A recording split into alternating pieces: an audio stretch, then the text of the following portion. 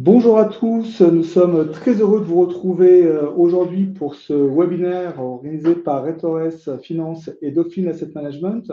Alors pour ceux qui ne me connaissent pas, je suis Stéphane Rudzinski, je suis le président du groupe Retores et nous allons donc animer avec Dauphine Asset Management, notre filiale de gestion d'actifs cotée, ce webinaire sur le contexte de marché, un contexte où l'incertitude est aujourd'hui assez forte. Les marchés, effectivement, sont très volatiles, mais les opportunités sont bel et bien présentes pour ceux qui sauront les saisir. Je serai accompagné de mon associé François-Xavier Legendre, président de Dauphine Asset Management, et de Guillaume Dipidio, responsable de la gestion chez Dauphine Asset Management. Guillaume partagera son analyse pointue sur l'impact des récents événements politiques et économiques, tout en vous présentant les stratégies d'investissement adaptées à ce nouveau cycle. Sans perdre un instant, je vais laisser la parole à François-Xavier afin qu'il puisse présenter le webinaire. Merci Christophe. Bonjour à tous. Donc, je suis ravi de participer à ce webinaire avec toutes les questions qu'on a reçues de l'ensemble d'entre vous. Donc, on va essayer d'apporter en fait une réponse la plus claire possible en fait par rapport aux événements auxquels nous sommes confrontés. Donc, j'ai le plaisir d'avoir Guillaume à mes côtés, donc, qui tous les jours œuvre pour faire en sorte que les portefeuilles se portent le mieux possible.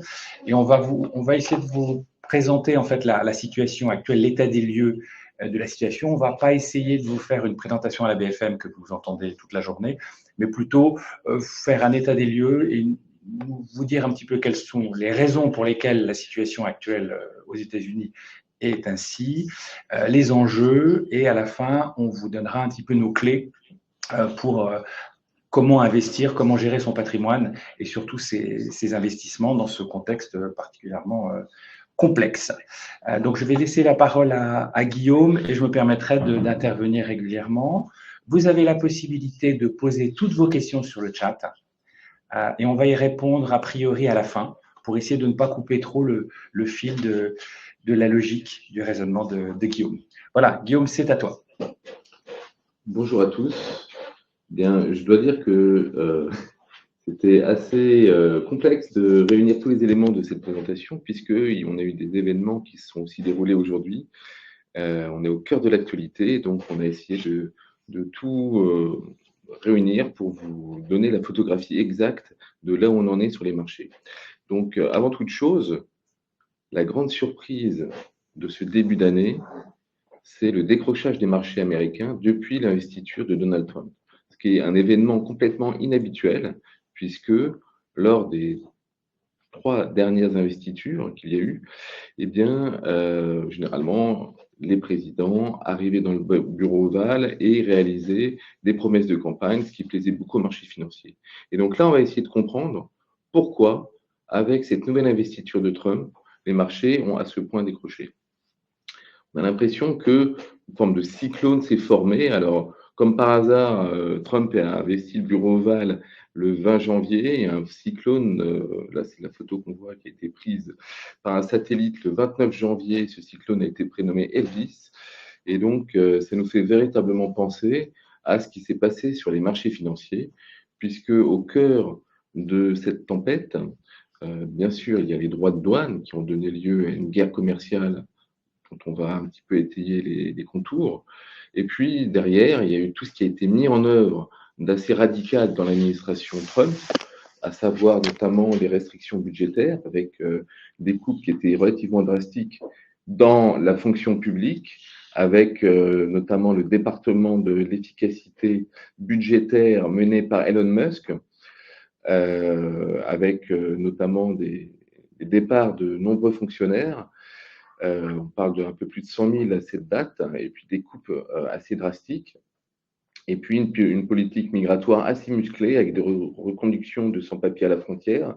Et donc tous ces événements ont conduit à un effondrement de la confiance des ménages qui a aussi induit une certaine incertitude de la part des entreprises qui ont un peu moins de visibilité en ce début d'année. Et donc il y a des troubles qui sont à l'œuvre. Et puis les promesses de Trump de résoudre assez rapidement les guerres en Ukraine ou à Gaza, finalement, on a l'impression qu'on s'enlise une fois de plus. Le principe de dérégulation fait extrêmement peur, et puis toutes les incertitudes autour de l'intelligence artificielle, il n'en fallait pas plus pour déclencher une tempête boursière, puisque depuis à peu près le mois de février, depuis les menaces des mises en place des droits de douane, on a vu un fort décrochage des indices boursiers, notamment là, comme vous voyez à l'écran. En bleu, c'est le marché américain, les 500 plus grosses valeurs américaines, et puis les 600 plus grosses valeurs, un peu plus claires, en jaune clair, 600 valeurs européennes qui ont décroché à peu près au même moment. Alors, pourquoi tant de furie? Pourquoi Trump s'est mis drastiquement à déclencher des pressions très très fortes sur les droits de douane? Eh bien, sa problématique première, c'était de faire rentrer de l'argent dans les caisses aux États-Unis pour mener à bien ses promesses de campagne.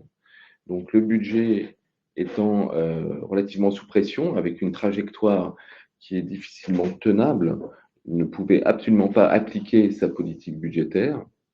Et le seul moyen de pouvoir la mettre en œuvre, c'était de récupérer des capitaux très rapidement. Et donc, l'inflexion, comme vous le voyez à l'écran, de cette courbe qui se creuse des déficits, était de placer des droits de garde, des droits de douane pour pouvoir limiter l'ampleur des déficits. Guillaume, tu pourrais nous rappeler en fait quelle est la politique de M. Trump en fait? Qu'est-ce qu'il a promis et qu'est-ce qu'il doit délivrer? Alors, comme dans son premier mandat, effectivement, Donald Trump a promis de remettre la grandeur des États-Unis au milieu de l'échiquier mondial, et pour ce faire, privilégier à tout prix les Américains, privilégier les entreprises américaines, privilégier les emplois américains, et donc notamment dans ses promesses de campagne, il avait donc pour espoir de pouvoir réduire notamment les impôts sur le taux d'imposition des sociétés, et puis les impôts sur, effectivement, sur les ménages, l'impôt direct sur les ménages, pour redonner du pouvoir d'achat et alléger un petit peu. Mais cette politique est extrêmement coûteuse, et l'ampleur du package sur les 10 prochaines années qui souhaitait engager, c'est de l'ordre de 4 000 milliards. Et donc là, ça ne passerait absolument pas, même s'il a les pleins pouvoirs au Congrès et donc dans les deux chambres, ça ne passait absolument pas. Donc il fallait trouver une action rapide et efficace pour faire entrer de l'argent dans les caisses. Merci.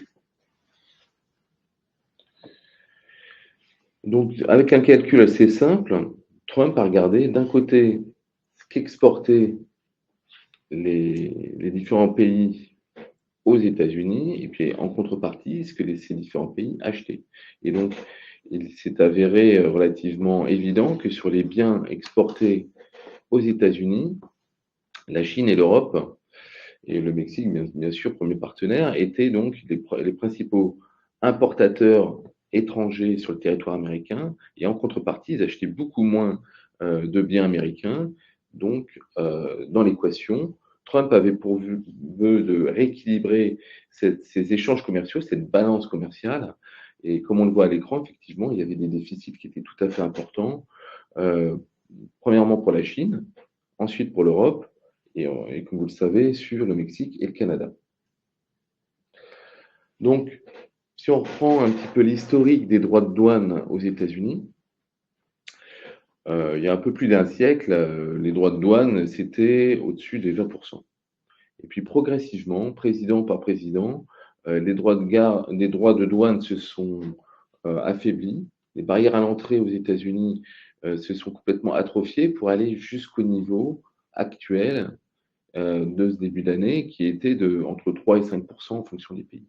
Et donc, ce qu'a proposé Trump, c'est de regarder comment étaient déséquilibrés ces échanges commerciaux et de placer des tarifs qui étaient proportionnels en fonction de ces disproportions, de ces différences entre les importations et les exportations, en fonction des différents pays. Donc, en moyenne, ça fait ressortir un taux de 22%, donc 22% contre à peu près 3-5% aujourd'hui, c'est colossal.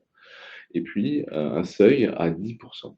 Donc, pour pour ce qui est annoncé aujourd'hui, le seuil, c'est 10%. Au Royaume-Uni, ils auraient réussi à négocier ce seuil-là. En Europe, nous, on a écopé de 20% de droits de douane pour l'instant. Les Japonais sont en train de négocier. Ils avaient reçu donc l'injonction de payer 24% à partir d'aujourd'hui. Le Vietnam, qui est un peu la tête de pont de la Chine pour les importations chinoises aux États-Unis, s'est vu infliger 46% de droits de douane. Et les Chinois, qui dans un premier temps avaient déjà 20%, ont eu 34% de plus, c'est-à-dire 54%. Et depuis vendredi dernier, donc ces droits de douane sont passés à 104%. Donc c'est colossal. Alors on le sait bien évidemment, ces tarifs-là sont extrêmement élevés et qu'il y a une base de départ pour la négociation. Donc, à ton avis, qu'est-ce qui va se passer puisque là, finalement, c'est une surenchère de droits, c'est de la pression, c'est un changement des règles du commerce international. Et est-ce que tout le monde va aller pleurer finalement auprès de M. Trump? Alors, les conséquences, effectivement, forcément, tout le monde pleure auprès du président. Il est ravi d'avoir cette petite cour qui vient le supplier de négocier avec lui. Donc, ça va se faire au cas par cas. Mais pour l'instant, les conséquences sur les marchés sont quand même relativement douloureuses, puisque les Américains ont une perte de confiance. Ils ne comprennent pas bien ce qui se passe. On leur avait promis que les impôts allaient baisser. Et donc, effectivement, ils ont l'impression d'avoir un choc inflationniste qui va arriver avec des produits importés qui seront beaucoup plus importants. Donc, une perte de pouvoir d'achat, un peu d'inflation, perte de confiance. Et donc, ça, c'est relativement négatif, je dirais, pour l'ensemble de l'économie américaine, dont la consommation représente 80% du PIB. Ensuite, les entreprises, qui avaient quand même pour bon espoir de profiter des velléités d'assouplissement de la nouvelle administration Trump. Donc on voit par exemple sur cette courbe jaune que l'optimisme des entreprises aux États-Unis avait explosé, ils étaient euphoriques, ils pensaient véritablement qu'il y avait une nouvelle ère qui allait s'ouvrir en 2025. Et puis, depuis le début des droits de douane, effectivement, cette euphorie est complètement retombée à tel point qu'aujourd'hui, ils serrent les boulons, ils gèlent complètement les embauches, ils sont un petit peu tétanisés dans l'expectative de voir ce qui peut aller se passer. Donc, en conséquence, sur la croissance américaine qui était attendue au-dessus de 2 en début d'année, a été déjà révisée en dessous de 2, 1,80. Et alors, tout le monde est en train de refaire ses calculs parce que des tensions s'ouvrent un petit peu chaque jour, donc c'est assez compliqué de réviser en permanence la croissance. Mais en Europe, par exemple, l'Italie et l'Espagne ont divisé par 2 leur prévision de croissance. On partait de grosso modo 1%. Si on divise par 2, on devrait quand même, malgré tout, avoir une croissance positive, légèrement positive en Europe. Là, on estime à peu près à ce stade à 0,4%. Et puis entre 1 et 1,5% de croissance aux États-Unis. Donc, les Cassandres qui commencent à parler de récession, il nous semble que c'est un petit peu prématuré à ce stade. Pour autant, la correction boursière est extrêmement cuisante. En valeur, donc c'est la courbe bleue, le marché américain, depuis son point haut, a perdu 24%. Le marché européen, c'est la courbe jaune, a perdu 15%. L'ensemble des actions dans le monde, le MSCI World, a perdu 17%. Et en cumulé, ces pertes, c'est à peu près presque 14 000 milliards de dollars de capitalisation qui sont partis en fumée uniquement sur ces histoires de négociation et de rééquilibrage des termes de l'échange. Ensuite, les craintes de ralentissement de la croissance mondiale ont pesé sur les matières premières, notamment sur l'énergie et plus particulièrement sur le pétrole, avec le pétrole, comme vous le voyez à l'écran, qui a complètement décroché, qui était à peu près sur des niveaux de 70-75 $, qui est passé en dessous des 60 $. Donc ça, c'est relativement rapide comme ajustement. Pour autant, c'est plutôt une bonne nouvelle sur le thème de l'inflation, puisque la facture énergétique représente à peu près 10% de l'inflation. Donc, de ce point de vue-là, ceux aussi qui sont très inquiets sur la thématique de l'inflation, c'est plutôt une bonne nouvelle. Donc le marché price un vrai ralentissement mondial, là. Aujourd'hui, le marché est la tête dans le sac en train de penser au pire, en train de se dire, nous sommes en train d'être dans une spirale, au cœur du cyclone, qui peut effectivement encore monter davantage. Et chaque droit de douane supplémentaire qui est mis par un pays fait descendre d'un cran, je dirais, les perspectives de croissance et donc réajuste toutes les autres classes d'actifs, que ce soit actions, obligations ou matières premières. Et notamment, comme vous le voyez à l'écran, la volatilité qu'il peut y avoir sur les emprunts d'État français. Là encore, on voit que ce n'est pas un long fleuve tranquille et que malgré tout, il y a une certaine nervosité autour de ces politiques protectionnistes américaines. Ce phénomène, on le constate aussi non seulement sur les obligations d'État, mais aussi sur les obligations privées, les obligations de dette privée qu'on appelle les corporates, où là, effectivement, la performance moyenne des obligations dites à haut rendement a corrigé de 3,5% avec une vitesse qui est relativement rapide. Tu peux nous expliquer pourquoi est-ce que les obligations d'entreprise, en fait, ont baissé? Alors, les obligations d'entreprise ont baissé uniquement sur ce qu'on appelle la reconstitution de la prime de risque. C'est-à-dire que le marché, comme il s'inquiète un petit peu sur le manque de visibilité de la croissance et du contexte économique, va mettre une prime de risque, c'est-à-dire une prime que la société qui a émis de la dette aura plus de mal à rembourser. Et sur cette difficulté de remboursement de l'obligation, et ça augmente effectivement le rendement de l'obligation et ça déprécie son prix d'autant. Donc c'est la raison pour laquelle, donc sur ce risque, non pas de défaut, c'est-à-dire de faillite de l'entreprise, mais plutôt de problématique pour rembourser sa dette, effectivement, ça se matérialise directement et assez violemment sur le marché obligataire. Donc c'est quand même assez intéressant de regarder finalement la corrélation qu'il y a entre la baisse des actions qui font 24%, donc avec une prime de risque assez forte, et on voit que finalement sur les obligations d'entreprise, on ne baisserait que de 3,5. Donc on a quand même une belle protection malgré tout sur les obligations. Absolument, le mouvement est rapide, mais ça sans commune mesure avec le mouvement action, puisque les obligations est tout à fait modéré, d'autant que le rendement se bonifie. Donc c'est plutôt une bonne nouvelle aussi pour l'investisseur obligataire qui va pouvoir retrouver des niveaux de rendement encore plus attractifs. Et finalement, il ne perdra pas d'argent parce que le coupon est en train d'avancer petit à petit. Donc chaque jour reconstitue et on aura protégé finalement l'investissement en obligations. Absolument. Les obligations rapportant maintenant un peu plus de 5%, cette baisse de 3,5% sera de toute façon compensée par la rémunération du coupon offerte par l'obligation.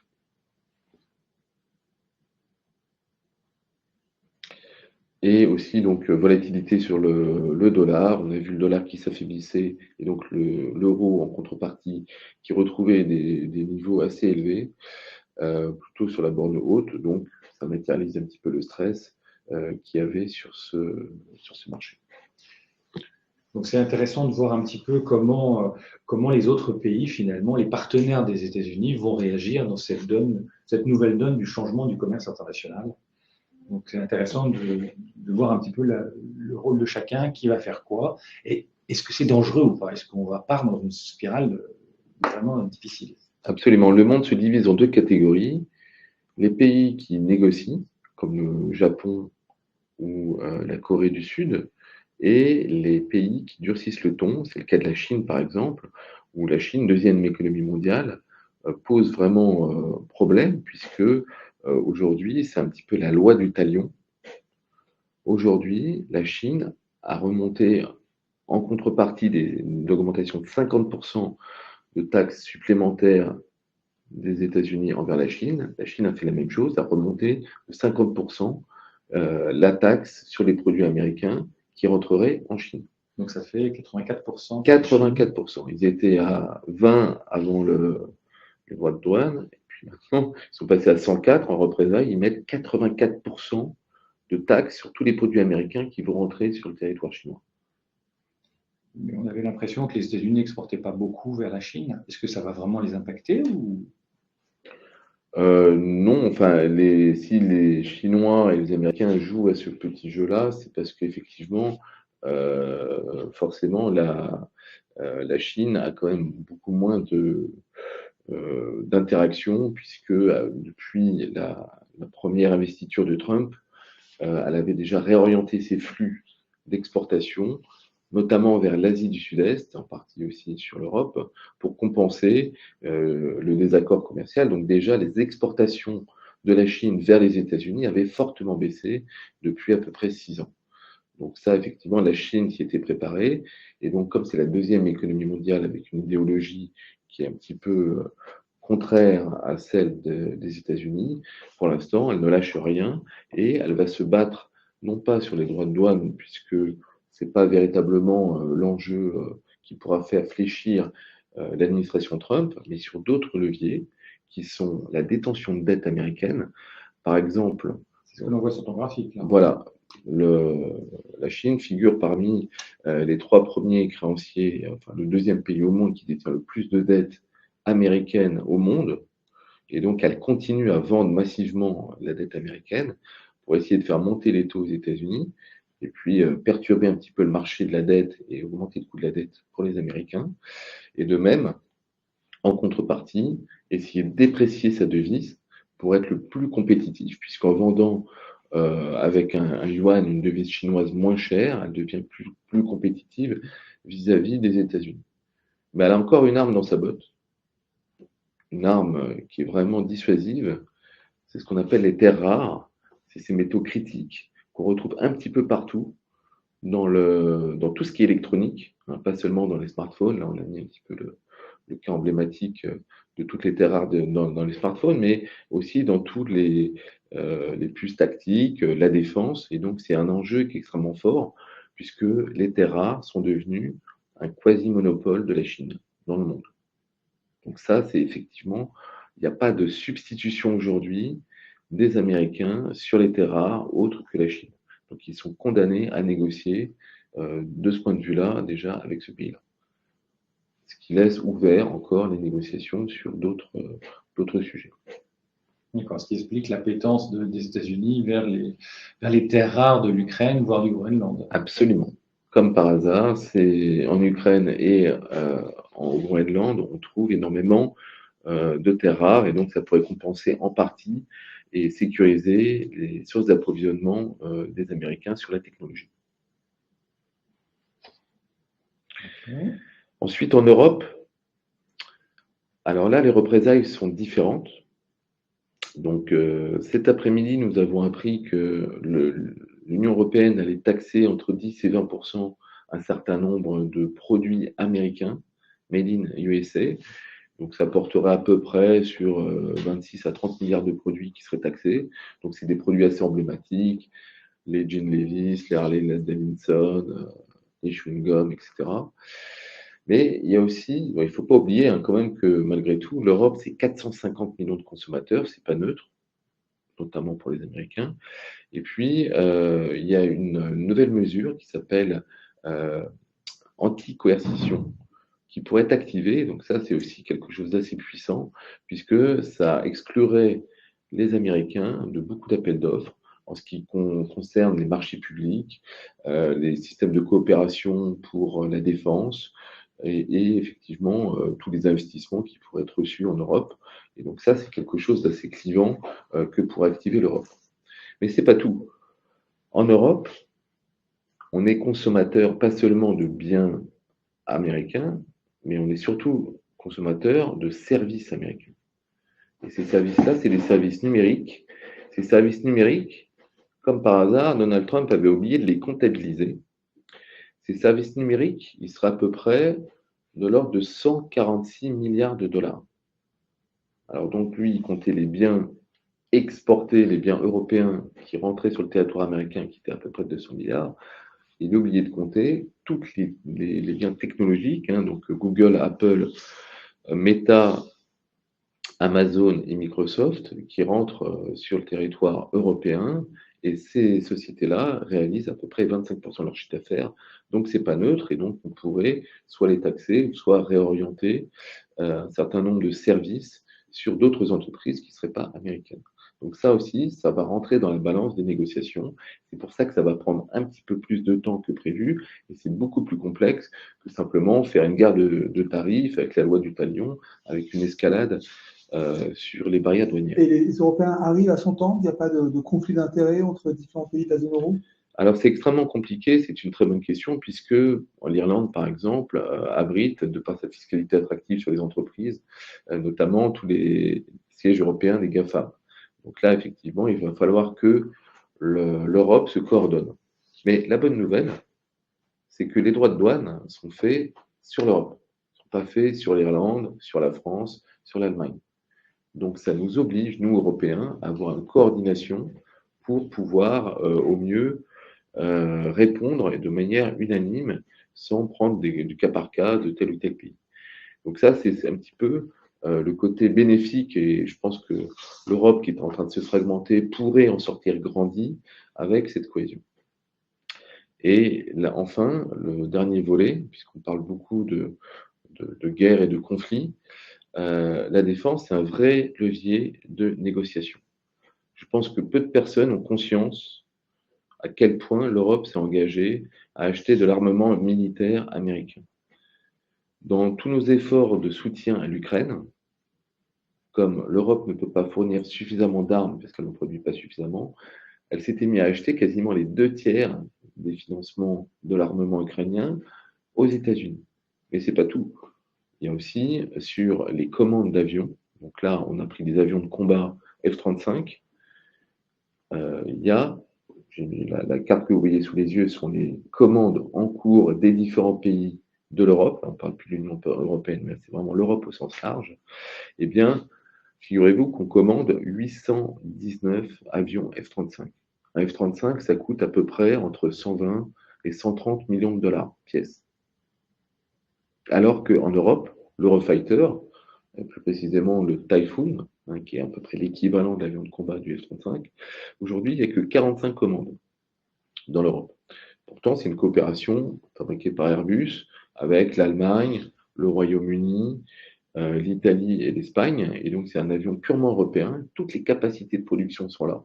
Et donc, il nous serait aussi très facile de différer ces commandes américaines pour faire tourner les usines européennes un petit peu dans tous les pays qui souffrent notamment de cette composante industrielle avec de l'armement. Et je ne parle pas des Rafales, bon là on a un peu des problèmes de capacité de production, mais on peut imaginer aussi que l'Europe se mette également à renforcer sa coopération en achetant des Rafales. Donc tout ça, c'est un petit peu la face cachée de l'iceberg qui va nous permettre, nous Européens, d'avoir une vraie force de négociation vis-à-vis des États-Unis.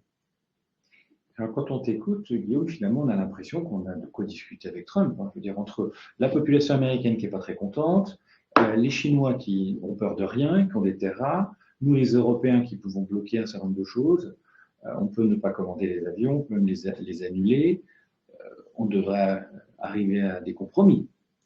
Voilà, c'est pour ça que cette base de négociation qui était extrêmement élevée n'est qu'un point de départ. Et je pense que Trump lui-même le sait. Les droits de douane, comme on l'a vu au début, qui passeraient de 5 à 22%, c'est un peu excessif par rapport à son budget. Donc nous, on imagine qu'au bout du bout, les négociations devraient tendre plutôt sur des droits de douane qui seraient normalisés autour de 10 à 15%, notamment pour l'Europe, ça nous semblerait tout à fait dans l'attente de ce qu'imaginaient les marchés avant cette journée de la libération, comme l'a appelé Donald Trump, le 2 février, où il a annoncé des tarifs qui étaient complètement énormes, complètement inattendus, que personne n'avait calculé, en prenant des choses complètement grotesques dans sa base de calcul. Et donc, nous avons effectivement les moyens de négocier, et c'est pour ça que nous avons bon espoir pour que ces tarifs baissent. D'accord. Juste, parce que là, c'est quand même un élément très important. Tu dis donc depuis tout à l'heure que finalement, Donald Trump augmente les droits les droits de douane pour augmenter les recettes fiscales de manière à pouvoir réaliser le programme électoral sur lequel il a été élu. C'est bien ça? Absolument. Et donc, tu dis qu'en fait, le niveau d'équilibre pour qu'il ait les recettes fiscales adéquate pour réaliser son programme serait entre 10 et 15. 10 et 15%. Absolument. Donc là, on est vraiment dans une négo très forte.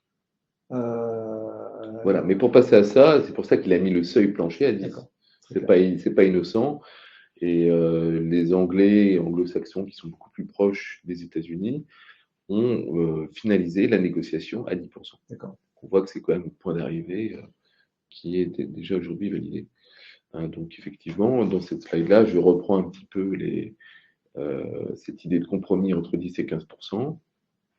Et donc, il faut absolument, pour lancer son programme, qu'il puisse faire entrer de l'argent dans les caisses. Donc, même si les négociations sont loin d'être terminées, puisqu'on l'a vu, il y a quand même des sujets très sensibles comme la défense, les terres rares, les services numériques. C'est pas aussi simple, ça va pas se. Et en plus, il faut que l'Europe se coordonne entre elles. Et tout ça va prendre un petit peu de temps. C'est pour ça qu'il y a une nervosité des marchés, puisque le marché a du mal à trouver des appuis sur cette situation-là.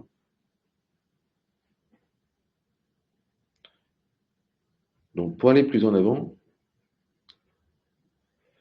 qu'est-ce qu'on pense qui est intégré ou pas dans les marchés? Où est-ce qu'on en est aujourd'hui? Est-ce que le marché exagère? Est-ce que le marché a raison? Est-ce que le marché sous-estime ce qui va se passer?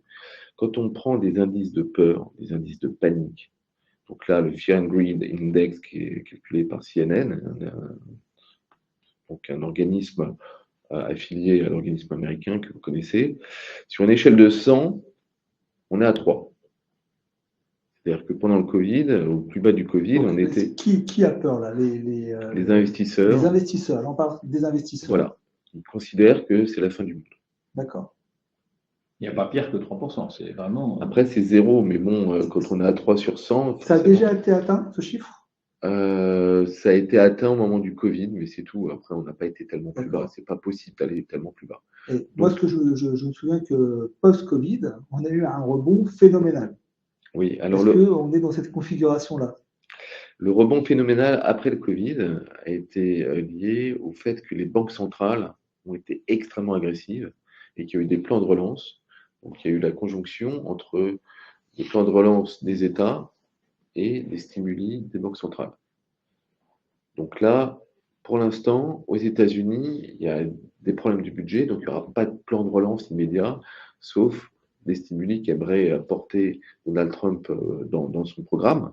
Ce qu'il avait promis et ce qu'il avait fait, c'est envoler de la bourse avant son investiture. Pour ce qui est des banques centrales, pour l'instant, elles sont perdues. Elles sont un peu comme les investisseurs, à ne pas savoir à quelle sauce elles vont être mangées, notamment sur le front de l'inflation. Parce que si escalade il y a, comme avec la Chine, à mettre des 100%, 104% d'un côté et 84% de l'autre, forcément, c'est pas sain et ça va créer des frictions inflationnistes.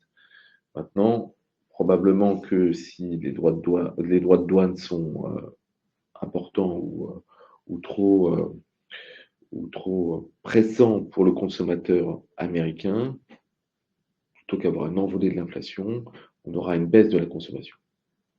Okay. Et c'est ça qui permettra aux banques centrales de pouvoir être beaucoup plus agressives que ce qu'elles n'ont dit ou laissé paraître jusqu'à présent. Donc on pense effectivement que c'est un soutien. Voilà. Mais en termes de stress aujourd'hui matérialisé, donc si on prend la volatilité du marché américain, personne ne s'en rappelle, on a un petit pic l'été dernier, quand tout le monde était à la plage au mois d'août, sur un stress sur la croissance américaine qui ne s'est pas produit. On a eu un pic de volatilité, mais là, finalement, en termes d'excès de volatilité, même en 2022, qui a été une année exécrable pour les marchés obligataires et les marchés actions, on n'avait pas ces pics de la volatilité. Donc, on pense que, OK, ça va rester volatile parce que Trump est volatile dans sa communication et fait une politique de la terreur. Pour autant, le marché intègre énormément de stress. C'est colossal. 60 de vol, 60% de volatilité, c'est énorme. Même, il faut vraiment atteindre le bout du Covid pour aller un peu plus loin. Donc, il nous semble qu'une grande partie du chemin a été fait. Et d'ailleurs, ça se voit dans les valorisations. Les valorisations qui étaient pas sur les excès qu'on a connus en sortie de Covid, puisque avant, que ce soit en Europe ou aux États-Unis, il n'y avait pas cette Alors, juste le PER, c'est le ratio court-bénéfice. Là, quand je lis 17,21, ça veut dire que en moyenne, j'ai 17 fois les bénéfices dans le cours de l'action. C'est ça? Voilà, ça c'est le ratio du Nasdaq pour 2027. Il y avait un moment, enfin vers la fin de l'année, on disait quand même le marché américain est très cher. Et effectivement, on peut se demander si on n'avait pas atteint un peu un niveau de bulle, même si tout le monde rêvait. Et là, on voit que finalement, cette correction a ramené les niveaux de prix à des niveaux de valorisation. En tout cas, les États-Unis n'ont plus de primes, alors qu'elles avaient une prime énorme. Donc là, c'est plutôt encourageant pour nous, en tout cas, en se disant, tiens, le plancher ne doit pas être très très loin. Et je laisse Guillaume. Exactement, on voit par exemple, c'est encore plus frappant sur l'Europe, la courbe jaune, donc c'est celle du CAC 40.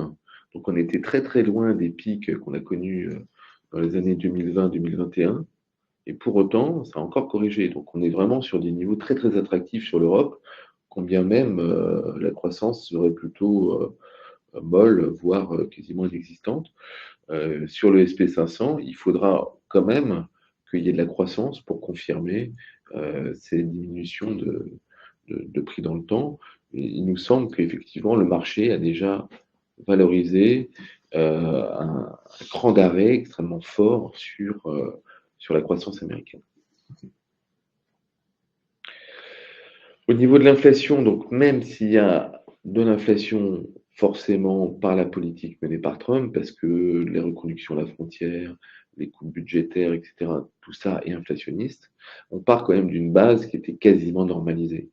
La cible des banques centrales, c'est 2%, on y était quasiment, donc s'il y a des tensions, on part quand même d'une base qui est relativement saine. En Europe, on y est quasiment, plus la baisse du pétrole. Je pense qu'aujourd'hui, il n'y a pas quand même, enfin, il faut attendre de voir ce qui va se passer sur les rééquilibrages des flux et des échanges internationaux, mais il n'y a pas véritablement un stress majeur sur l'inflation à ce stade. Certains opérateurs de marché font l'hypothèse que Trump a fait cette pression sur les droits de douane aussi pour forcer la main à la Banque centrale américaine pour qu'elle la force à baisser ses taux d'intérêt pour relancer encore la machine économique plus fort aux États-Unis. Absolument, les taux sont quand même très élevés, les taux courts sont très élevés aux États-Unis. À combien? Ils sont à 3,75 et donc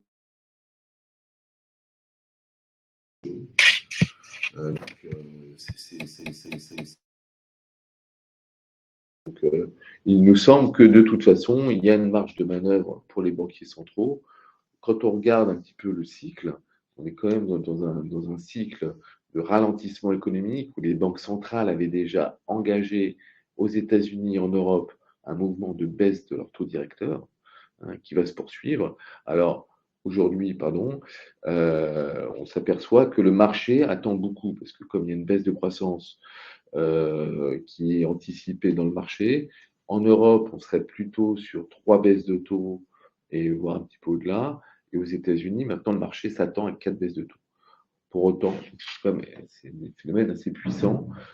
La Fed aurait les moyens de le faire si elle avait l'assurance de voir la dégradation sur le marché du travail, plus sur le front de l'inflation, qu'il n'y ait pas de réel danger, parce que le pire, ce serait de baisser trop tôt les taux avec une politique qui ferait repartir l'inflation, et là, elle serait coincée.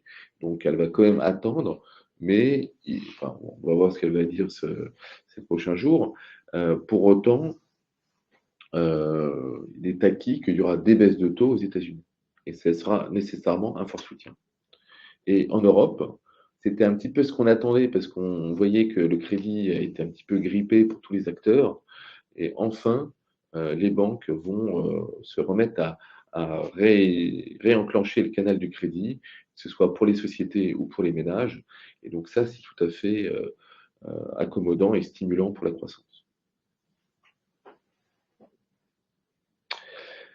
Alors, comment ça va se terminer tout ça? Pour l'instant, la politique de Trump est quand même pas unanime, même dans son camp. On voit qu'il y a de plus en plus de sénateurs républicains qui commencent à critiquer ouvertement les décisions et la posture qu'a choisie l'administration Trump, que sa cote de popularité qui s'était envolée après son élection, est en train de retomber en chute libre. Donc, il va falloir être relativement énergique sur l'efficacité de cette politique protectionniste, parce que sinon, ça va être très compliqué pour le pouvoir américain de pouvoir avancer en l'état. Donc, en conclusion, pour les États-Unis, il nous semble qu'il ne faut pas que le remède soit plus dur que le mal. Et que finalement, de vouloir faire absolument rentrer de l'argent dans les caisses, soit ça fait une récession, enfin une croissance nulle pour les États-Unis, ce qui serait pas du tout le but recherché, ou soit de l'inflation qui reviendrait à finalement ponctionner les ménages américains alors qu'ils voulaient plutôt les aider à retrouver un chemin de pouvoir d'achat un peu plus important. Et donc, il nous semble que la situation devrait quand même conduire les États-Unis sur la raison et sur un chemin de croissance. Donc pour l'instant, Trump a frappé très fort. Le jour de la libération, le 2 février, l'annonce des tarifs. Oui, le 2 avril, pardon. La semaine dernière, mercredi dernier, Trump a frappé très fort pour être crédible. Après, pour se montrer inflexible, il veut absolument tenir bon pour pouvoir négocier avec des grandes puissances comme la Chine. Donc il faut qu'il se montre crédible et ferme, mais il est tout à fait capable de faire des compromis au dernier moment. Donc ça fait partie effectivement de la stratégie de Trump. Mais dans l'objectif, dans le viseur de l'administration Trump, ça reste la croissance.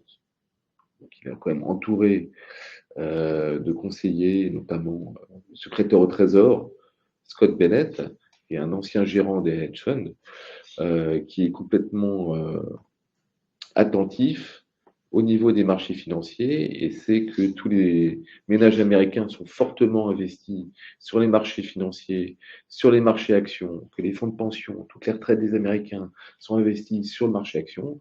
Et donc, ce serait désastreux pour l'Américain qui soit au fond de l'Alabama ou à Wall Street, d'avoir des marchés qui durablement continuent à corriger comme ça. D'accord, ça c'est quand même une donnée fondamentale. Hein. Dans l'équipe de Trump, Trump est entouré par des financiers, par des gens qui ont géré de grandes sociétés de gestion aux États-Unis et des hedge funds. Absolument. Et c'est un club de milliardaires aussi, puisqu'il y a quand même beaucoup de milliardaires qui sont dans l'administration Trump. Donc ils ne sont pas insensibles au contexte économique. Trump a fait sa fortune sur l'immobilier, donc il va être aussi attentif au prix de l'immobilier. Donc il nous semble que ces éléments ne sont pas neutres, mais pour autant, s'il commence à secourir les marchés financiers avant même, au beau milieu des négociations, alors qu'on l'a vu, c'était beaucoup plus compliqué quand on regarde l'intégralité de l'iceberg que juste en surface ces histoires de taxation aux frontières, effectivement, il y a encore un petit peu de volatilité à attendre ces prochaines semaines, voire ces prochains mois. D'accord. Pour l'Europe, donc, comme on l'évoquait tout à l'heure, la bonne nouvelle, c'est quand même qu'on est obligé de se coordonner, de se tenir la main et d'adresser une réponse commune aux États-Unis. Donc ça, c'est véritablement le côté très positif. Donc cette cohésion européenne. Deuxième point, il y a des plans de relance.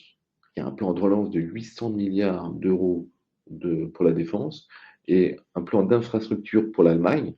Donc 400 milliards pour l'infrastructure, 100 milliards pour la transition énergétique, qui sera un facteur de soutien qui va profiter à l'Allemagne, bien entendu, mais aussi aux autres pays qui vont pouvoir profiter de la reconstruction qu'il peut y avoir en Allemagne. Et donc, effectivement, si ça s'ajoute, cette expansion budgétaire procyclique s'ajoute à un cycle de détente, de baisse des taux de la Banque Centrale Européenne, ça peut donner un élan très positif et donc un amortisseur à ce qui peut se passer. Donc, le PIB européen, les 2/3, c'est que la consommation européenne. Les exportations vers les États-Unis, c'est 22% du PIB. Donc c'est quand même très important. Il faut négocier fermement mais intelligemment avec les Américains. Mais bon, on ne va pas perdre 50% de notre PIB parce que même si on coupe complètement les ponts avec les États-Unis. Donc il faut quand même aussi remettre les choses en ordre de marche. Et puis, tous ces pays qui vont plus aller adresser leurs produits sur le territoire américain, parce que trop cher, parce que trop compliqué de passer la douane, eh bien, ils vont aller en Europe, s'adresser aux consommateurs européens, aux 450 millions de consommateurs européens. Et donc, ce choc d'offres, in fine, paradoxalement, pourrait être même un peu déflationniste. Parce que si tout le monde se bouscule, les Indiens, les Chinois, pour vendre leurs produits en même temps que les autres, ben forcément, ça ne va pas forcément faire des pressions inflationnistes très fortes. Et ça, je pense que pour l'instant, on est dans la réorientation des flux commerciaux un peu de toutes parts. Pour l'instant, ce n'est pas bien perçu puisque tout le monde a du mal à appréhender ce qui peut se passer. Mais il ne faut pas oublier en ligne de mire qu'il y a cette force de rappel. Alors dans ce contexte-là, moi, ce qui m'intéresse, c'est qu'on parle un petit peu de ce que Dauphine a fait. Je pense que c'est le slide que vous voyez là. Là, j'interviens juste parce que le fonds est là, qui est un fonds que nous gérons depuis maintenant presque 2 ans, en fait, enfin 1 an et demi. C'est un fonds qui est l'équivalent d'un mandat de gestion sur lequel on y met l'ensemble de nos convictions. C'est un fonds que la plupart d'entre vous ont dans leur portefeuille, pour un petit morceau comme un gros morceau. Et en fait, ce fonds est un portefeuille équilibré sur lequel on met nos convictions et on vous montre par ce graphique un petit peu ce qu'on pense. On voit que juste avant l'élection de Trump, quelque part, on était plutôt favorable aux actions et donc on avait atteint presque la borne haute. Vous voyez qu'en décembre 24, on était à 55% en actions. Depuis, on a quand même senti que le vent tournait. Et donc, en fait, on a réduit l'investissement en actions de l'ordre de 40 à 42%, vraiment la fourchette presque quasiment la plus basse possible. Et suite à un petit peu la présentation qu'on vous a fait, on vous montre quand même qu'il y a quand même beaucoup de force de rappel. On a l'impression qu'on n'est probablement pas très très loin d'avoir touché le fond quelque part sur les marchés. Et donc, on a commencé à reprendre en fait une position puisqu'on vient de repasser de 42 à 48. Ouais, ce qui est un gros mouvement, quand même. Qui est un sacré mouvement pour un portefeuille équilibré à 50-50. Et on s'est laissé de toute façon une autre cartouche forte au cas où il y aurait de nouveau quelque chose d'assez inattendu, mais on a la capacité en fait de revenir dessus. Donc voilà un petit peu ce que l'on a fait sur la partie, sur ce fonds-là. Guillaume, qu'est-ce que tu as fait sur les PEA par exemple ? Alors, sur les PEA, on avait réduit l'exposition action. On était plutôt confiant quand on a vu que les valorisations étaient massacrées, puisque en fin d'année 2024, les marchés étaient euphoriques sur l'arrivée de Trump. Donc, les flux étaient massivement à vendre l'Europe pour acheter les États-Unis. Et nous, c'est à ce moment-là où effectivement on trouvait qu'il y avait certaines exagérations sur le marché américain et certaines opportunités sur le marché européen. Donc on avait refait le plein sur tout un tas de sujets, notamment des valeurs de défense et voilà, des valeurs un peu domestiques qui s'étaient fait malmener.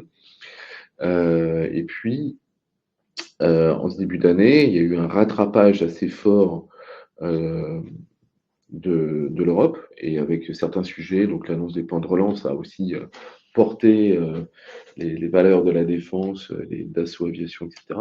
Et donc on a vendu, on a pris des bénéfices, on a réalisé, on a cristallisé une partie des gains. Il faut dire les marchés européens s'étaient très bien comportés, on était monté quasiment à 9-10% de performance, donc là on a vendu 25% des PEA, 25% de la part action des PEA, pour cristalliser un quart de la performance en cash. Donc un peu dans le même ordre d'idée que ce qu'on avait fait sur Donc sur en proportion, ça ressemble exactement à ce qu'on a fait sur ELA, puisque on est passé de 55 à quasiment 40. Donc le mouvement a été extrêmement énergique et visible. Alors là, je pense que tout le monde se dit aussi, qu'est-ce que tu vas faire maintenant ? Quelle est la stratégie là, à adopter ? Alors la stratégie aujourd'hui, donc comme le disait François-Xavier, consiste à être relativement prudent parce que ça va prendre du temps, il y aura de la volatilité, il y aura encore un peu de peur, un peu de sang, un peu de larmes. Donc forcément, il va y avoir des petits moments de solitude sur les marchés. Donc, on n'est pas complètement sorti du cyclone. Le cyclone, voilà, il y a encore un peu de pluie à attendre. Pour autant, il y a vraiment des choses qui nous semblent lisibles dans ce qu'on peut investir dans la composition du marché action. Les banques américaines qui ont vraiment subi le contre-coup des droits de douane et des révisions de croissance potentielles des États-Unis, pour nous, sont une opportunité énorme puisque la dérégulation va leur permettre justement de faire beaucoup plus de profits et d'élargir leur champ d'action. La digitalisation, on est quand même assez prudent sur ce terme-là qui est parfois galvaudé, mais il y a quand même des situations de monopole qui resteront assez résilientes dans ces marchés-là. Donc là, il y a des points d'entrée très intéressants. On a nommé Uber, Spotify et Booking. Je pense que parmi nos auditeurs, nombreux sont peut-être à avoir ces applications dans leur smartphone. Et puis, les plans de relance, ça coule de source, évidemment. Il y aura des dépenses gouvernementales. Donc ça, c'est une opportunité et un facteur de soutien pour ces valeurs-là qui vont en profiter. Dans les pays émergents, je n'en ai pas beaucoup parlé, mais finalement, l'Amérique latine est assez immune pour l'instant de cette valse sur les droits de douane. Donc, il y a une consommation qui est extrêmement vive là-bas, et donc c'est quelque chose qui peut être joué, qui est assez différenciant. Et toujours des thématiques donc sur la technologie, la cybersécurité, c'est incontournable. Combien même on rentrerait en récession, bien évidemment, il faut protéger les serveurs, il faut protéger le cloud, il faut protéger les entreprises, il faut protéger les clients. Et donc, c'est des acteurs acycliques, incontournables, qui prennent de plus en plus de poids. Et puis, la santé. Donc, il y a quelques inquiétudes sur certains acteurs, sur où ils vont fabriquer leurs molécules et où ils vont les vendre. Pour autant, des acteurs, notamment américains, sont tout à fait attractifs. Voilà. Mais par contre, il y a aussi des perdants. Donc, des biens de consommation, par exemple, qui vont être beaucoup plus compliqués. Le secteur automobile, donc là, on est complètement à l'écart de ce secteur-là. C'est un vrai drame, il y a une vraie reconversion qui est à l'œuvre. Les énergies fossiles, donc avec l'administration Trump, c'est vraiment pas le bon moment. Et puis les matières premières, vous l'avez compris, ça va être un peu dans la tourmente, donc il faut être extrêmement différenciant par rapport à cette allocation. D'accord, très clair. Alors, on va prendre quelques questions. Merci beaucoup, Guillaume, hein. C'est vraiment très intéressant. Alors, il y a vraiment de très nombreuses questions sur le chat. Je vais essayer d'en prendre quelques-unes. Alors, la première, alors je vais les prendre par la première. Alors, il y a des questions, il y a plusieurs questions sur l'impact de la situation sur le private equity. Alors, qui veut répondre? Voilà, je peux donner juste un petit mot par rapport à une question. L'impact sur le private equity, il y a plusieurs choses. Il y a une première chose, c'est le blocage des fusions-acquisitions aujourd'hui. C'est-à-dire que compte tenu du contexte, il n'y a plus d'opération. Donc, ça ne veut pas dire que ça va reprendre dès que la situation va s'améliorer, mais pour le moment, on peut dire qu'au niveau des fusions-acquisitions, c'est bloqué. En revanche, ce qui va devenir positif, c'est qu'il va y avoir de nouveau une rebaisse des taux. Et la baisse des taux est très, très favorable, finalement, au financement des LBO.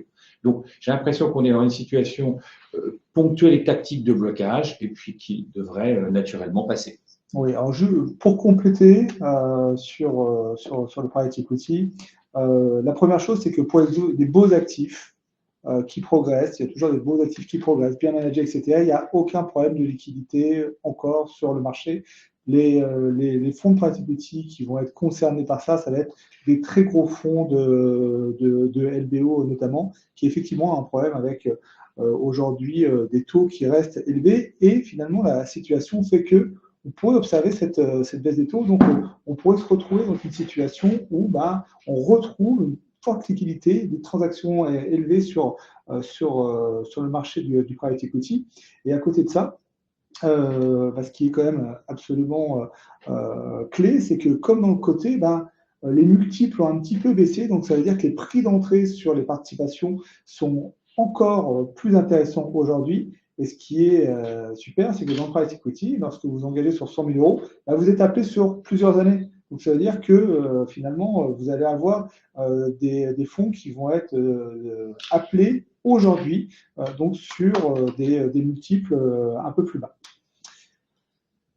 Une autre question, il y avait une question sur le prix du dollar à 60 $. Est-ce qu'on n'est pas au niveau finalement de rentabilité, notamment par rapport au gaz de schiste qui est extrait aux États-Unis? Alors, Est-ce que ça pose pas un problème finalement aux États-Unis, un pétrole si peu cher? le pétrole, la volonté de Trump, c'était de faire baisser le prix du pétrole, hein. Donc, ça, de toute façon, ça ne le dérange pas trop. Il avait demandé aux pays de l'OPEP d'augmenter les quotas. Aujourd'hui, les États-Unis, c'est le premier producteur mondial de pétrole avec 13,8 millions de barils jour. Donc, 60 $, après, ça dépend des champs, mais quand même, le fracking, ça ne coûte pas bien cher en point mort. C'est justement ça qui a redonné un peu d'élan sur la production américaine. Donc, pour l'instant, c'est pas vraiment le sujet d'inquiétude majeur pour les entreprises américaines. Donc, c'est sûr qu'elles sont plus confort avec un dollar fort et un pétrole fort. Je dirais que c'est plutôt pénalisant pour les pétrolières européennes, voilà, pour lesquelles, comme on l'a mis sur la slide, on est plutôt sous-pondéré. D'accord, très bien. Je reviens à ce qu'il y a une question sur pourquoi est-ce que la santé et la medtech sont des secteurs à privilégier. Alors, je vais me permettre d'y répondre. Et je vais aussi revenir également sur le private equity. Je vous rappelle que les plus beaux millésimes en private equity ont toujours été ceux qui ont été initiés en période de crise. C'est 2008-2009, c'est aussi la crise Internet, 2001.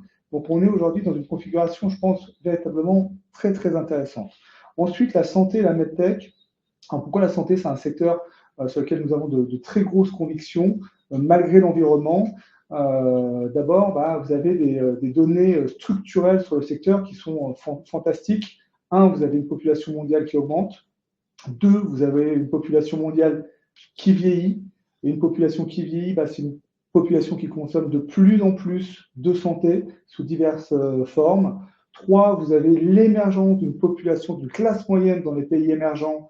Et quand on regarde les statistiques, les premiers budgets des classes moyennes, finalement, c'est l'éducation et la santé.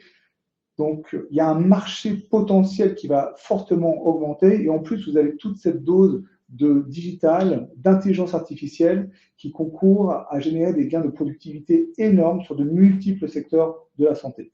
Donc, c'est la raison pour laquelle, aujourd'hui, c'est vrai qu'on a un gros biais sur la santé et les medtech. Il y a beaucoup de questions. Tac. François-Xavier, tu peux en prendre une. Alors, on en avait une. Quelles seraient c'est une question. Quelles seraient les conséquences pour les États-Unis si les Chinois se mettent à vendre en masse la dette US qu'ils détiennent? Est-ce un levier de négociation pour la Chine? C'est un sujet que tu as abordé tout à l'heure. Oui, absolument. C'est un sujet déjà qui était venu sur le tapis en 2018, où ils avaient commencé. C'est pour ça que sur le graphe, on voyait que ça c'était pas récent, je dirais, le fait de vendre massivement de la dette. Et effectivement, c'est pour pressuriser les taux et le coût de la dette aux États-Unis. Donc, c'est vraiment une arme de négociation extrêmement vive. Et paradoxalement, on voit les taux américains souverains, les emprunts d'État qui ont un peu remonté. Et donc, nous pensons qu'effectivement, c'est aussi lié à ça, au mouvement chinois qui permet de manipuler un petit peu à la hausse les taux d'intérêt pour mettre un peu plus de pression à Donald Trump. D'accord. Alors, on parle aussi beaucoup d'allocation d'actifs. Certains s'interrogent sur le fait de revoir leurs allocations d'actifs. Est-ce qu'il ne faut finalement pas augmenter le profil de risque maintenant sur le niveau actuel? Moi, je pense que pour l'instant, il y a quand même beaucoup. C'est ce que tu as fait, hein? Voilà. Je pense qu'il y a quand même beaucoup d'opportunités parce que là, on voit que c'est très volatile sur l'été. Et donc, on se dit, ouais, finalement, est-ce que ça va encore baisser? Et donc, nous, en fait, on est quand même sur des visions d'investissement qui sont pas aussi court-termistes que cela. On pense que la deuxième partie de l'année, elle sera quand même très positive.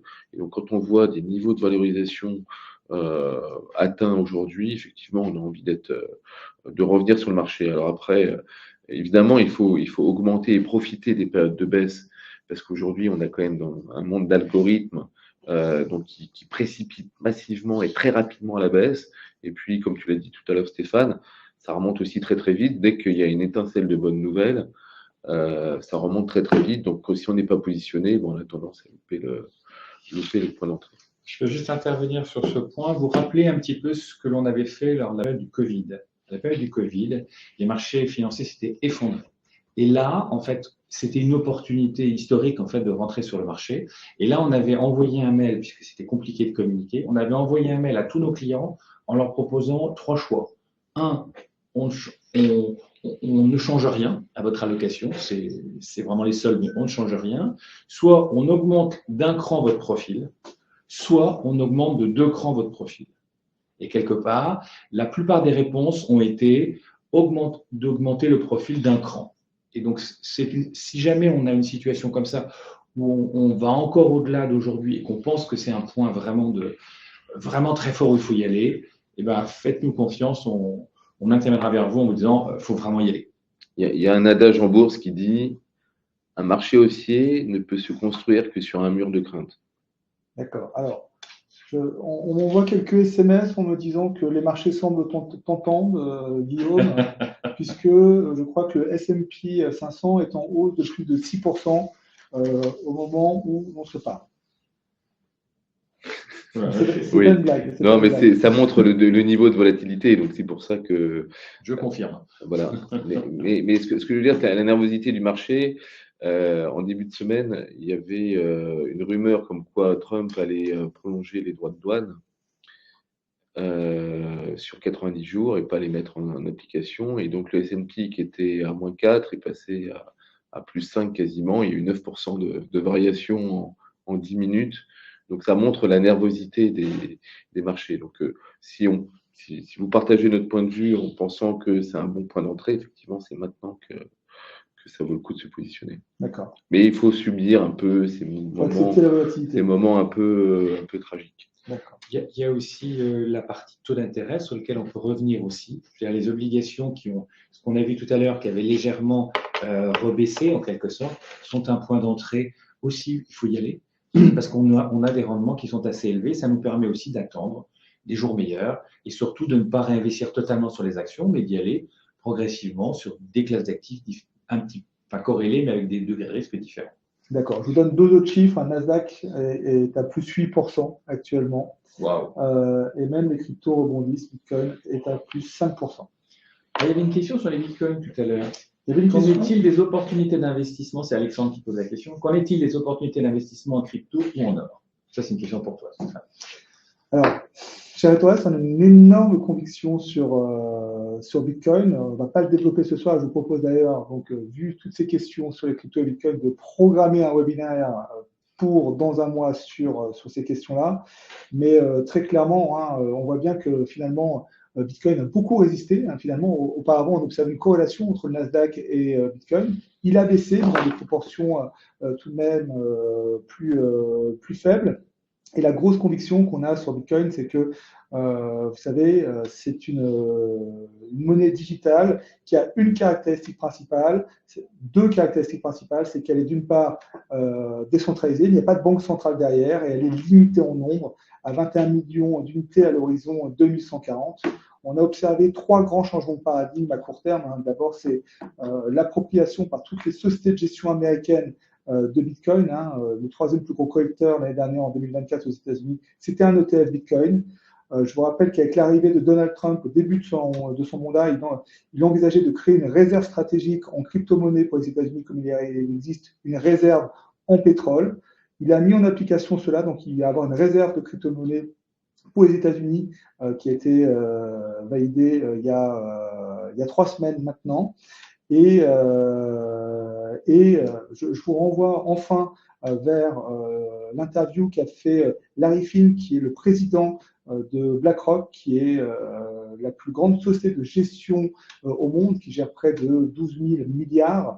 Larry Fink décrivait Bitcoin comme une monnaie pour les mafieux il y a 10 ans. Aujourd'hui, il y a 3 mois, au forum de Davos, il décrivait Bitcoin comme un actif anti-inflationniste.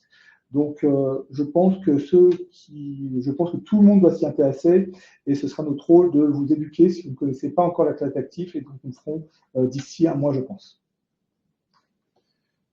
qu'est-ce qu'on a comme autre question? Il y avait une question sur la dette privée. On parle beaucoup d'actifs non cotés. Alors, sur la dette privée, pas de conséquences particulières parce qu'on n'anticipe pas de défaut.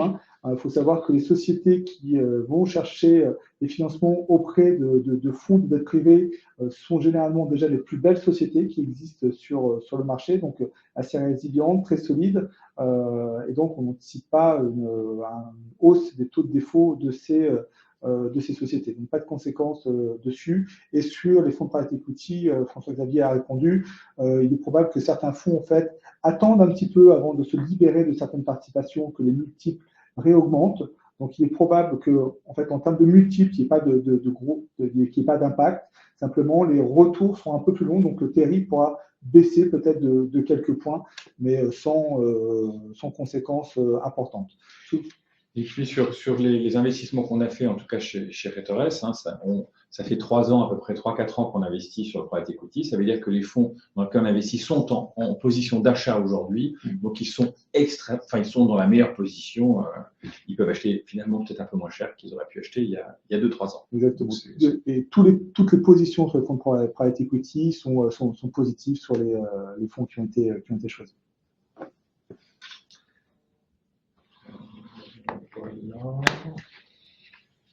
Alors, je vois qu'il y a un gros appétit pour un webinaire pour le Bitcoin, donc je m'engage à le faire d'ici un mois.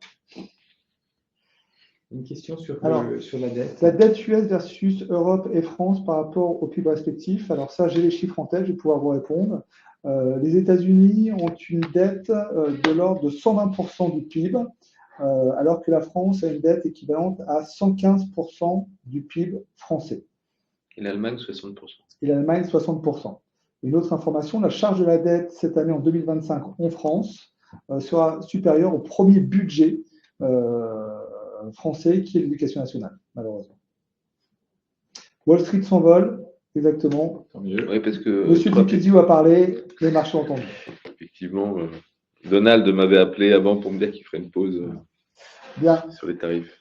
On a écoulé un peu plus d'1 heure. C'était un plaisir de partager ces éléments avec vous et avec nos clients. Peut-être que les personnes qui n'ont pas eu de réponse à leurs questions peuvent contacter leur conseiller pour qu'on puisse leur répondre avec grand plaisir, puisque là, on ne pouvait pas répondre à tout le monde. Aussi, j'ai reçu quelques questions, donc n'hésitez pas à contacter vos conseillers pour qu'on puisse vous répondre. Voilà, très bien. Écoutez, on vous souhaite une très bonne soirée à tous. Et puis, n'hésitez pas, si vous avez besoin, évidemment, appelez vos conseillers. Et pour ceux qui souhaitent, le webinaire sera disponible en rediffusion sur le lien que vous allez tous recevoir. À très bientôt. Très bonne soirée. Merci à tous. Bonne soirée. Au revoir. Merci à tous. Au revoir.